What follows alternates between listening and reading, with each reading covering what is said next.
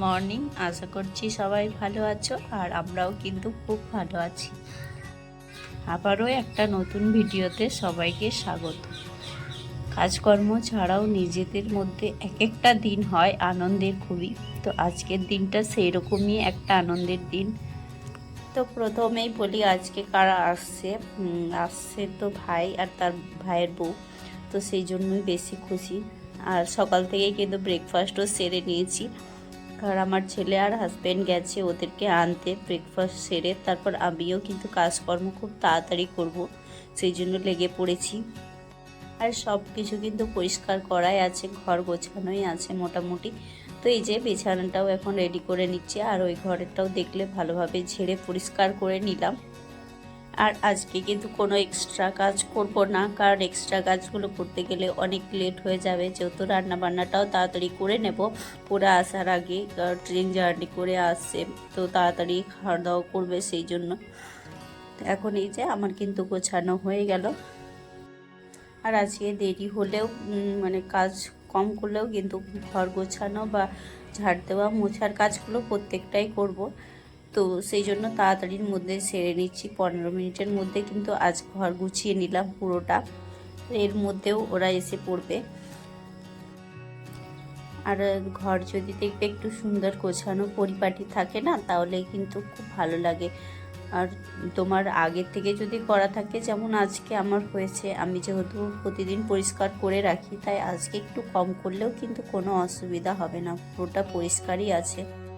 আর এরকমভাবেই কিন্তু ঘরের প্রতিটি কোণা পরিষ্কার করে রাখি, তো একদিন ঘর না মুছলেও অসুবিধা হবে না খুব একটা।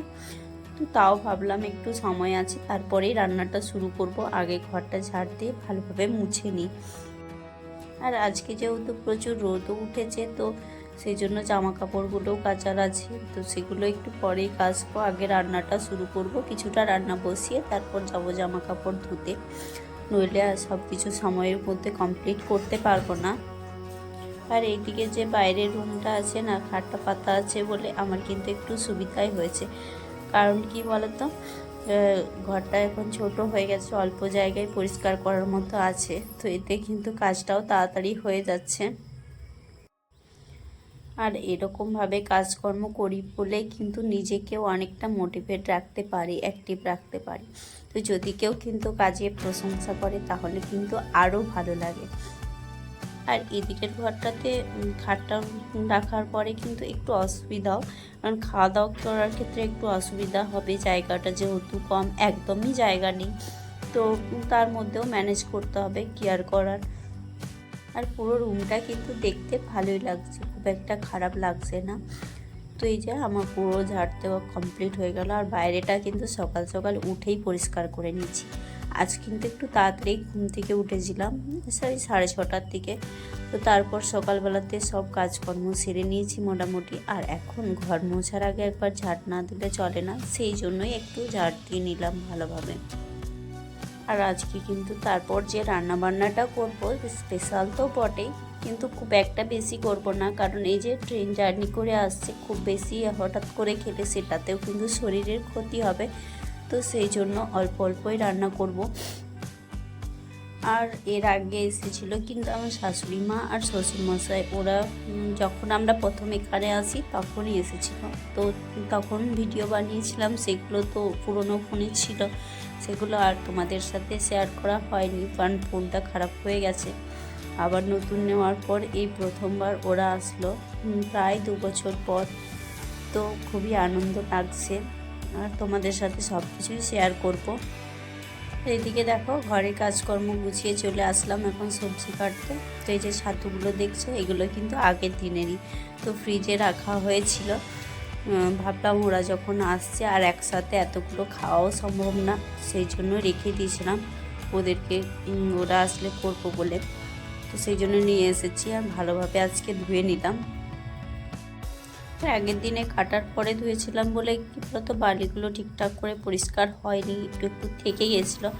তো আজকে ধুয়ে তারপর জল ঝরাতে দিয়েছিলাম। তো এতে কি হয় বলো তো, একটু কাটতে অসুবিধা হয়, যেহেতু পিছিল স্লিপ হয়, তো কাটাকাটির ক্ষেত্রে একটু অসুবিধা হয়। তাও হাজব্যান্ড বললো আগে ধুতে তারপর কাটবে, তো তো সেই মতোই আগে ধুয়ে রেখে দিয়েছিলাম। আর এদিকে রান্না করব পটল আলুর সবজি।